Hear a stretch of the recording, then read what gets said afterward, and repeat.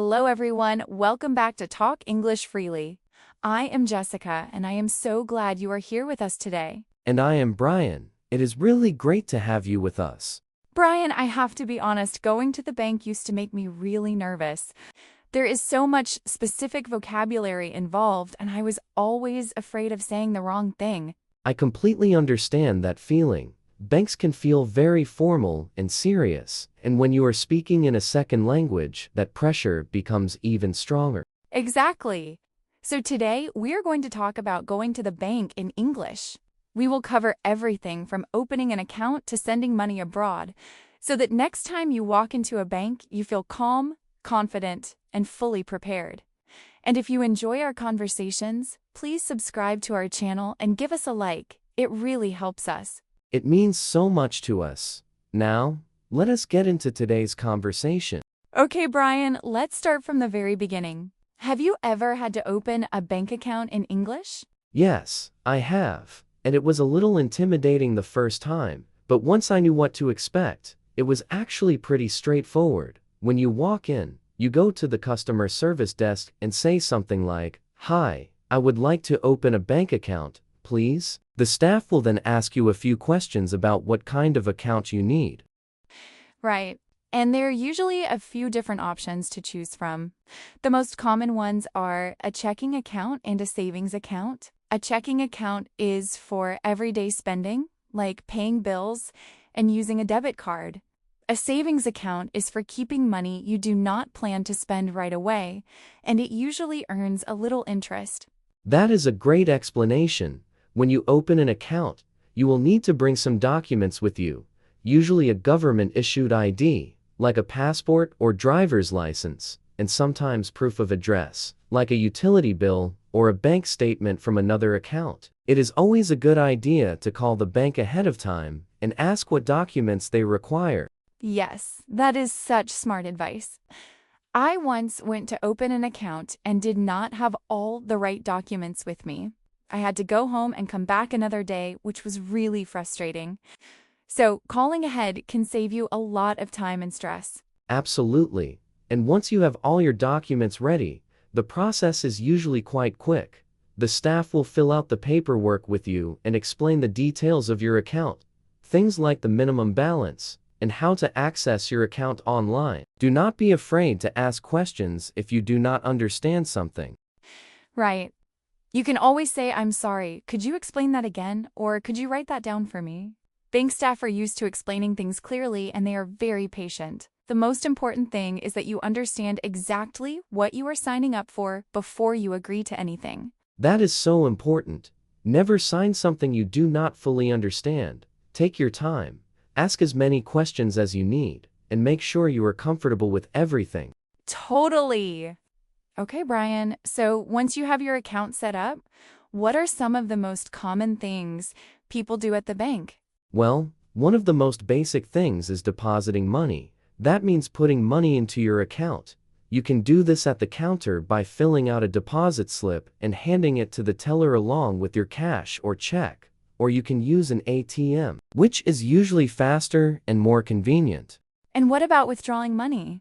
That is taking money out of your account, right? Exactly. At the counter, you would say, "I would like to withdraw some cash, please." The teller will ask how much you want and may ask to see your ID. At an ATM, you just insert your card, enter your PIN, and select the amount you want. Most people use ATMs for this now, since they are available 24 hours a day.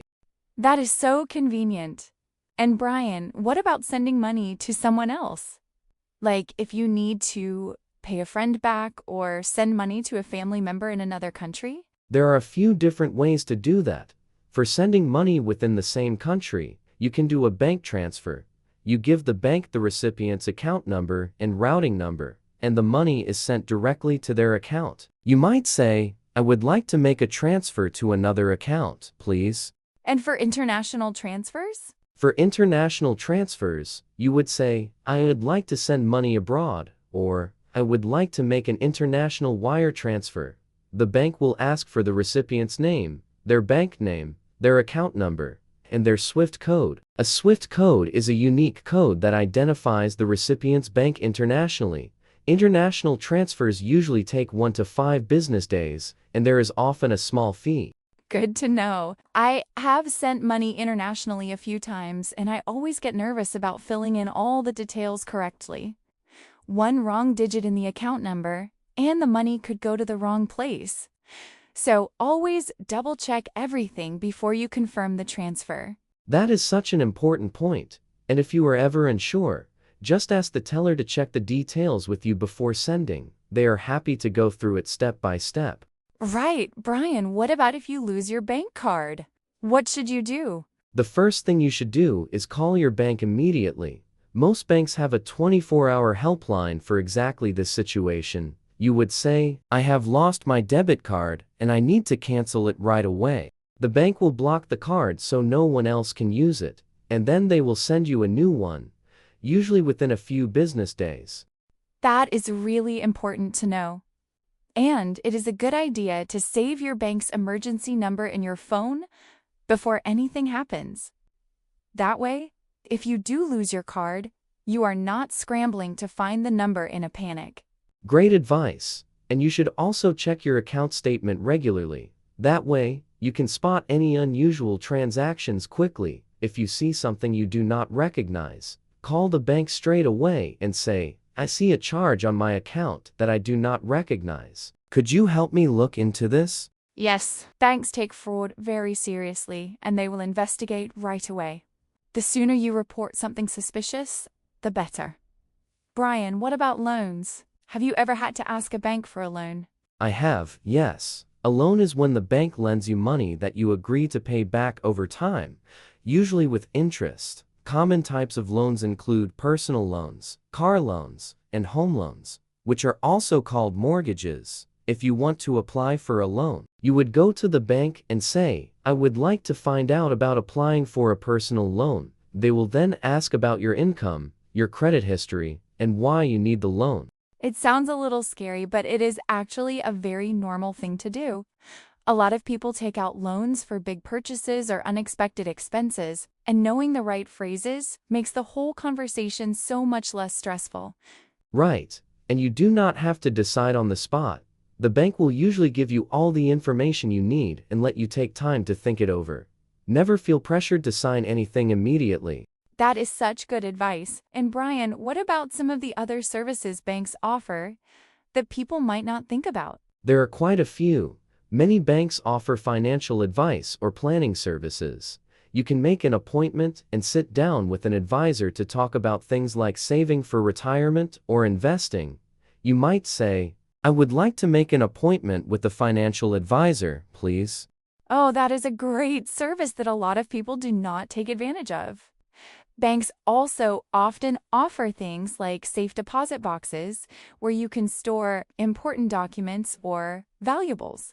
And many have notary services where they can officially witness your signature on important documents. Yes, banks offer a lot more than just holding your money. They are really full-service financial institutions, and the staff are there to help you with all of those things. If you are not sure what services your bank offers, just ask, "What services do you have available for customers?" They will be happy to walk you through everything. Right. And Brian, what is the one phrase you think is most useful to know when going to the bank? I would say, "Could you explain that to me?" is probably the most important. Banks deal with a lot of complicated financial language, and it is completely okay to stop and ask for a simpler explanation at any point. No one expects you to understand every banking term right away. I love that. And I would add, I would like to, as a great all-purpose phrase, I would like to open an account. I would like to make a withdrawal. I would like to speak to a manager. It is polite, clear, and works in almost every banking situation. Perfectly said. Simple, clear, and confident. That is all you need. And the more you practice these phrases, the more natural they will feel when you actually need them. Brian, let's also talk about ATMs a little more. A lot of people use ATMs every day, but they might not know all the English vocabulary for it. What are some things that can go wrong at an ATM, and what would you say? Good topic. One common problem is when your card gets declined. If that happens, The ATM screen will usually show a message like "Transaction declined" or "Insufficient funds." Insufficient funds means you do not have enough money in your account to complete the transaction. In that case, you would need to either deposit more money or withdraw a smaller amount. And what if the ATM actually swallows your card? That has happened to me before and it was so stressful. Oh, that is a really frustrating situation. It usually happens when your card has expired or when you enter the wrong PIN too many times. If the ATM keeps your card, you should call your bank immediately. You would say, "The ATM at this location kept my card. Could you help me get it back or send me a replacement?" Most banks will cancel the old card and send you a new one right away. That is really useful to know. And speaking of PINs, Brian, what are some good habits for keeping your bank information safe? There are a few really important ones. First, never share your PIN with anyone. Not even bank staff. Real bank employees will never ask for your PIN. Second, cover the keypad with your hand when you enter your PIN at an ATM. This protects you from hidden cameras or people watching nearby. And third, be careful when using ATMs in busy public places. Right. And on the topic of safety, it is also important to be careful about phishing. That is when someone pretends to be your bank to trick you into giving them your account details. You might get a fake email or a phone call that looks like it is from your bank. If you are ever unsure, hang up and call your bank directly using the number on the back of your card. Such an important point. Banks will never ask you to confirm your full account number or password over the phone or by email. If someone is asking for that information, it is almost certainly a scam. Trust your instincts. If something feels wrong, it probably is. Absolutely. And Brian, what about online banking? Most people manage their accounts online now rather than going into the branch. What are some useful things you can do through online banking? Online banking has made so many things so much more convenient. You can check your balance, review your transaction history, transfer money, and pay bills, all from your phone or computer. You can also set up automatic payments so that bills are paid on time every month without you having to do anything. It saves a lot of time and stress. I use online banking for almost everything now.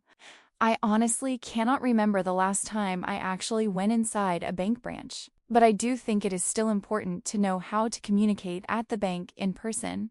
There are some things you just cannot do online, like opening a new account for the first time or dealing with a complicated issue.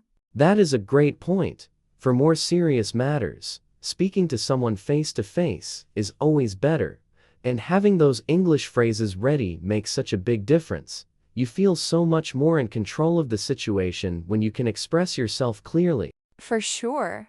And Brian, one more thing I want to ask about. What do you do if you have a complaint at the bank? Like, if a charge was applied incorrectly or a transfer went wrong? First, stay calm and polite. Getting frustrated never helps in these situations. You would go to the front desk and say, "I have an issue with my account that I would like to resolve," or "There is a charge on my statement that I believe is incorrect. Could someone help me look into this?" The staff will usually take you seriously and work with you to fix the problem. Right. And if the person at the front desk cannot resolve it, you can ask to speak to a manager. You would say, "I appreciate your help, but I would like to speak with a manager about this, please." Most issues get resolved quickly when you communicate clearly and stay calm. Exactly. Banks make mistakes sometimes, just like any business, but they also have procedures in place to correct those mistakes. You just have to know how to ask for help. That is such reassuring advice. And honestly, knowing these phrases takes away so much of the anxiety around going to the bank. It is one of those situations where a little preparation really makes all the difference in the world. You walk in feeling ready instead of nervous, and that changes everything. Thank you so much for joining us today, everyone. We hope this conversation about going to the bank gave you some really useful phrases and a lot more confidence. Remember, bank staff are there to help you. Never be afraid to ask questions or take your time. You deserve to fully understand everything before you make any decisions. We would love to hear from you. Have you ever had a tricky or funny experience at the bank? Leave a comment below and tell us your story. We read every single one. And if you enjoyed today's conversation, please give us a like and subscribe to Talk English Freely. It really helps us reach more learners all around the world. See you next time. Bye, everyone. Bye.